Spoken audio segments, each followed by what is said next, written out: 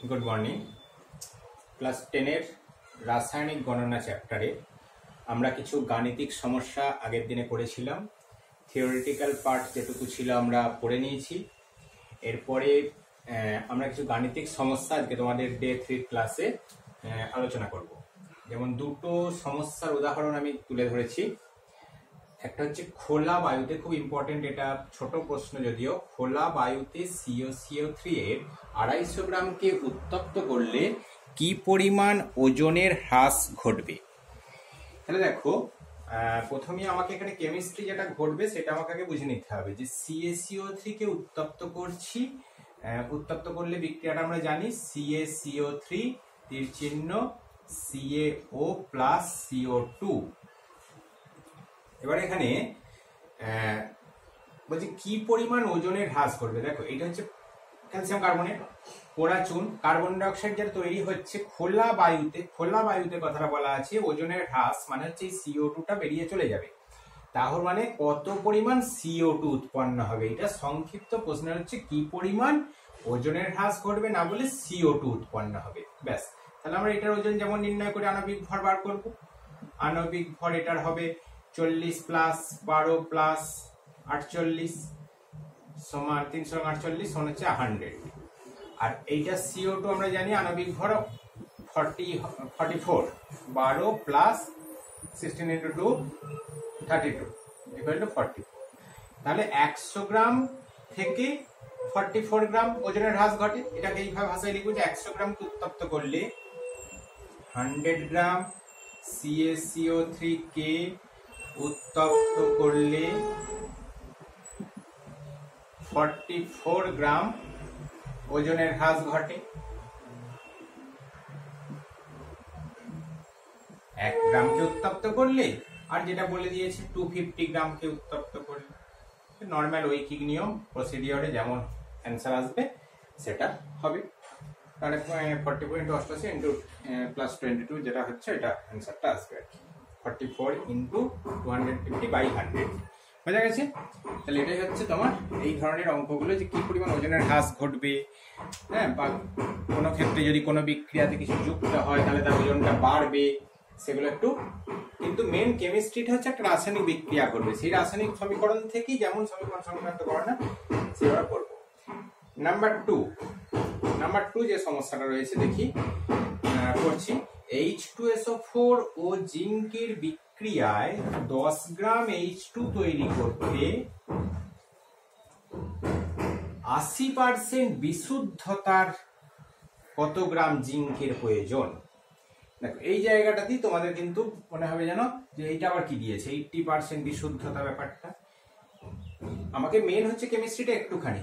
H2SO4 এবং জিঙ্কের বিক্রিয়ায় হাইড্রোজেন গ্যাস প্রস্তুত। তাহলে সমীকরণ আমরা জানি Zn প্লাস H2SO4 সমান ZnSO4 প্লাস H2। এটা হচ্ছে হাইড্রোজেন গ্যাস তৈরির পরীক্ষাগার প্রস্তুতির একটা পদ্ধতি। এবারে দেখছি 10 গ্রাম, এইটার তাহলে জানতে চেয়েছে 10 গ্রাম, এটা বলে দিয়েছে 10 গ্রাম H2 আর কত গ্রাম জিঙ্ক। তাহলে এই দুটোর নিচে আমি আগে যেমন প্রসেস আন্ডারলাইনটা করলাম, এবং এর আণবিক ভর হচ্ছে 65.4, 65.4, এর হচ্ছে 2 into 1 হচ্ছে 2। আণবিক ভর হচ্ছে 2, ব্যাস। তাহলে 2 গ্রাম জন্য আমার ঐকিক নিয়মটা হবে, এটা চেয়েছে, এটা বলে দিয়েছে, এটা বাঁ দিকে রাখবো, এটাকে ডান দিকে রাখবো। তাহলে 2 গ্রামের জন্য এত গ্রাম জিঙ্ক প্রয়োজন। এটা কিন্তু দেখো এই যে বিক্রিয়াটায় এই আমরা লিখি, এটা কিন্তু বিশুদ্ধতার, সবসময় এটা বিশুদ্ধ জিঙ্ক লাগবে এত গ্রাম। তাহলে সেটাই আমি লিখবো যে 2 গ্রাম H2 প্রস্তুত করতে 65.4 গ্রাম বিশুদ্ধ জিঙ্ক প্রয়োজন, বিশুদ্ধ জিঙ্ক লাগে প্রয়োজন। এবারে আমাকে জানতে চেয়েছে যে 10 গ্রাম, তাহলে 10 গ্রাম H2 প্রস্তুত করতে এটা আমি বার করে ফেলতে পারবো। 65.4 ইন্টু 10/2 যেভাবে ঐকিক নিয়মে করে ফেললাম। এখন এরপরে যে জায়গাটা আমি দাগ দিয়েছিলাম যে 80% বিশুদ্ধতা, মানে ব্যাপারটা হচ্ছে বাজারে যে তুমি জিঙ্কটা আমরা যে কিনি সেটা কিন্তু পুরোপুরি 100% বিশুদ্ধ নয়। যদি 100% বিশুদ্ধ হতো তাহলে হতো এটা অ্যান্সার, তাহলে তোমার এটাই অ্যান্সার হতো।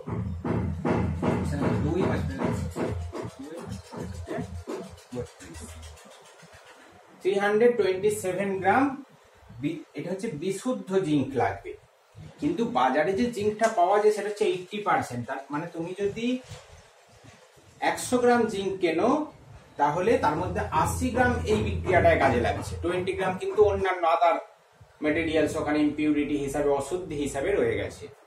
তার মানে আমাকে 327 গ্রাম বিশুদ্ধ জিঙ্ক পেতে কত গ্রাম ওই জিঙ্কটা প্রয়োজন? তাহলে 80% বিশুদ্ধ মানে কি 80 গ্রাম। আমরা বাকি অঙ্কর পার্টটা এখানে উপরে করছি যে 80% বিশুদ্ধ, এটা কথাটার মানেটা কি? অর্থাৎ 80 গ্রাম বিশুদ্ধ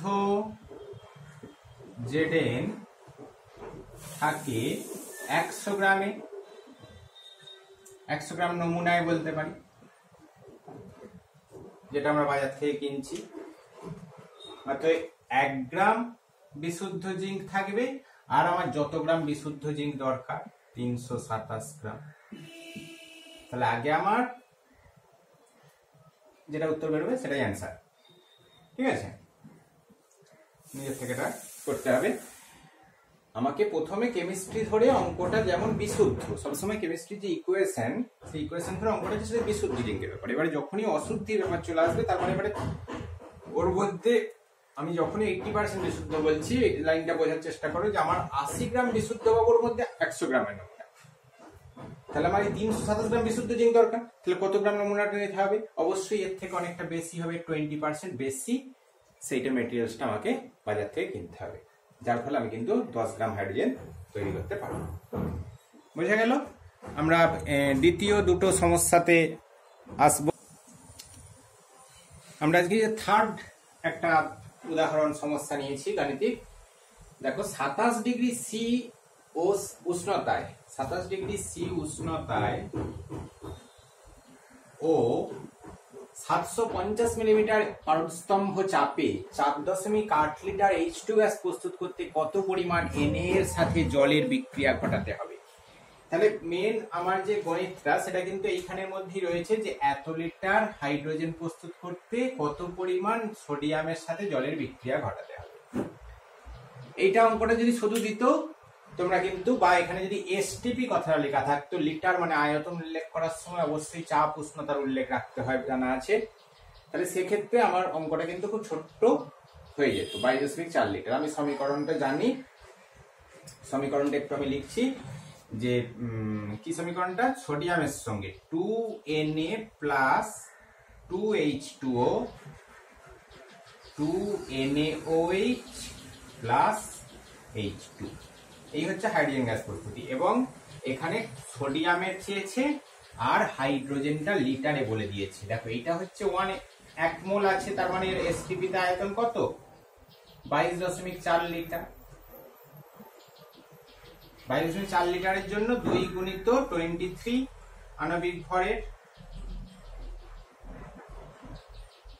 46, তাহলে এত লিটারের জন্য 46 গ্রাম সোডিয়াম প্রয়োজন। কিন্তু এখানে তো আমার এসটিপি বলেনি, এখানে যেটা বলেছে এত উষ্ণতা এবং এত মিলিমিটার এইচজি চাপে। অর্থাৎ আমরা এখানে কিন্তু এই চাপ উষ্ণতাটায় এত লিটার যদি আয়তন হয়, P1 V1 T1 বলে দিচ্ছে। P1 হচ্ছে 750 মিলিমিটার এইচজি, V1 হচ্ছে 4.8 লিটার, আর T1 হচ্ছে 27 ডিগ্রি সি ইকুয়ালটি হচ্ছে 300 কেলভিন। আমাকে চেয়েছে কি না এসটিপি তে, অর্থাৎ P2 যেখানে হচ্ছে 76 সেমি মানে 760 মিলিমিটার এইচজি, V2 টা জানবো এবং T2 টা হচ্ছে 0 ডিগ্রি সি বা 273 কেলভিন। এই দুটো ধরে আমাকে এই চাপ এই উষ্ণতায়, ফর্মুলাটা তোমরা জানো, গ্যাসের আচরণ চ্যাপ্টারে পড়েছো, P1 V1 বাই T1 সমান P2 V2 বাই T2।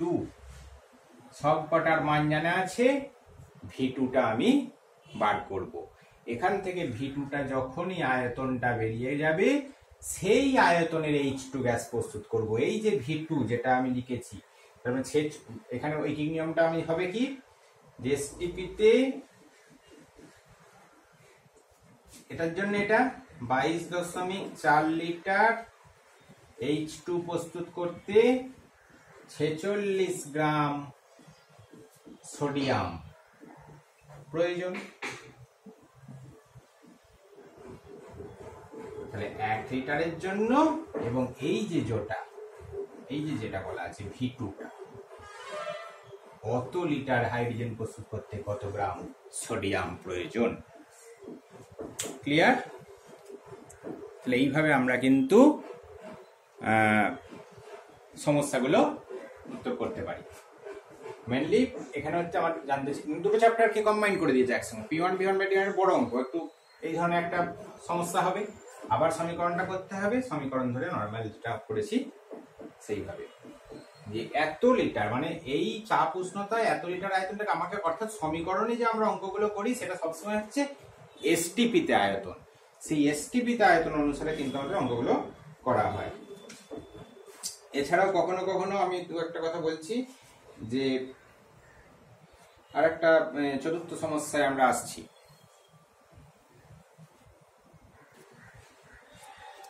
দেখ, আমাদের আজকে চতুর্থ সমস্যা যেটা নিয়েছি, 24 গ্রাম কার্বনকে অতিরিক্ত অক্সিজেনে পোড়ালে যে পরিমাণ CO2 উৎপন্ন হয়, সেই পরিমাণ CO2 উৎপাদনের জন্য কত পরিমাণ CaCO3 সাথে HCl এর বিক্রিয়া ঘটাতে হবে।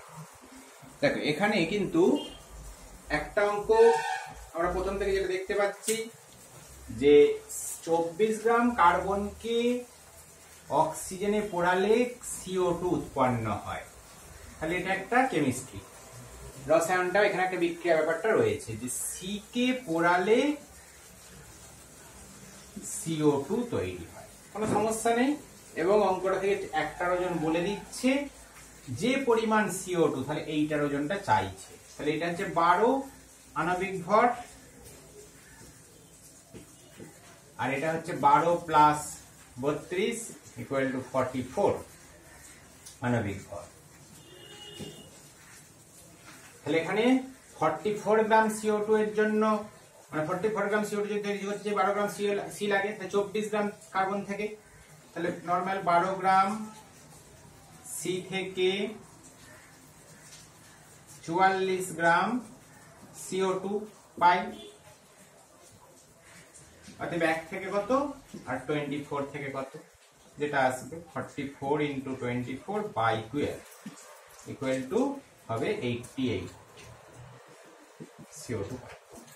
দেখো, একটা অঙ্কটার হাফ পার্ট কিন্তু আমার হয়ে গেল, মানে অ্যাকচুয়ালি দুটো এখানে সমস্যা আছে। এবার বলছি সেই পরিমাণ CO2 উৎপাদনের জন্য কত পরিমাণ ক্যালসিয়াম কার্বনের সাথে HCl। তো এটা আমরা আগে বিক্রিয়া করেছি, বাকিটা করি। CaCO3 সঙ্গে HCl এর বিক্রিয়ায় CO2, CaCO3 plus 2HCl, CaCl2 plus CO2 plus H2, কত পরিমাণ এটা জানতে চেয়েছে, এটা বলে দিয়েছে। এইটা কিন্তু বলে দেয়নি অঙ্কে, দেখো, তার মানে এটা আমাদের বেরিয়েছে অ্যাকচুয়ালি এই যে 88 গ্রাম বলছে, এত গ্রাম কার্বন থেকে যে পরিমাণ CO2 পাওয়া যায়, 24 গ্রাম কার্বন থেকে যে 24 গ্রাম থেকে কত পরিমাণ CO2 পেয়েছি, 88 গ্রাম, সেই 88 গ্রামের জন্য কত গ্রাম CaCO2। তাহলে এটা হচ্ছে 44 আণবিক ভর, এটা হচ্ছে 100, যেটা করবে 40 প্লাস 12 প্লাস 48, তাহলে 44 গ্রামের জন্য ওই নিয়মটা ঠিক এইভাবে হবে, ঘুরিয়ে ভাষাটা, 44 গ্রাম CO2 প্রস্তুত করতে 100 গ্রাম CaCO3, একের জন্য কত আর 88 জন্য কত। তাহলে আজকে আমরা এইভাবে ঘুরিয়ে ওই নিয়মটা, 44 গ্রাম CO2 প্রস্তুতির জন্য 100 গ্রাম CaCO3 প্রয়োজন, একের জন্য কত আর 88 গ্রাম CO2 প্রস্তুত করতে। এই ধরনের কিছু খুব সহজ নয়, মানে যেগুলো এক ধাপ একটুখানি ওপরে হায়ার অর্ডার, তা সেই ধরনের সমস্যাগুলো পরীক্ষাতে আসতে পারে। আমি 4টে বিভিন্ন ধরনের সমস্যা করালাম, এর ফলে তোমাদের আর ভয়। দেখো এখানে আবার বলতে পারতো কত গ্রাম এত CaCO3 যেটার এত % বিশুদ্ধ, তাহলে সেই ধরনের বিশুদ্ধতা আমি যে আগের 1 নম্বর সমস্যা 2 নম্বর সমস্যাটা করেছিলাম। আচ্ছা, যে পরিমাণ CO2 ওই যে গ্যাস বেরিয়ে যাচ্ছে, মানে ওজন কমে যাচ্ছে, তাহলে সেই ধরনের সমস্যা থাকতে পারে, এই ধরনের উদাহরণগুলো থাকতে পারে। ঠিক আছে। আর বাষ্প ঘনত্ব D = m/2 আণবিক গুরুত্বের অর্ধেক, এটা সবসময় মনে রাখবে। ওটা আমরা কোনো কোনো অঙ্কে ব্যবহার করতে পারি। যেমন এখানে বলে দিতে পারি A, B এবং C, ABC ওটা এর আণবিক ভর বলে দিল, সিটা বললো না, সিটার বাষ্প ঘনত্ব বলে দিল। বাষ্প ঘনত্বের থেকে আমরা আণবিক গুরুত্ব সহজেই বার করতে পারবো। m = 2t, যা বাষ্প ঘনত্ব হবে আণবিক ভর তার দ্বিগুণ হবে। ঠিক আছে। ওকে, এবারে তোমরা বাড়িতে বাকি প্র্যাকটিসগুলো করবে। টেস্ট পেপার, কোশ্চেন ব্যাংক থেকে এই চ্যাপ্টারে যাবতগুলো অঙ্ক আছে সমস্ত অঙ্কগুলোকে এক কাজে করো, করে সেগুলোর অ্যান্সার করার চেষ্টা করো। না হলে কমেন্ট বক্সে আমাকে কোশ্চেন পাঠাও। ওকে।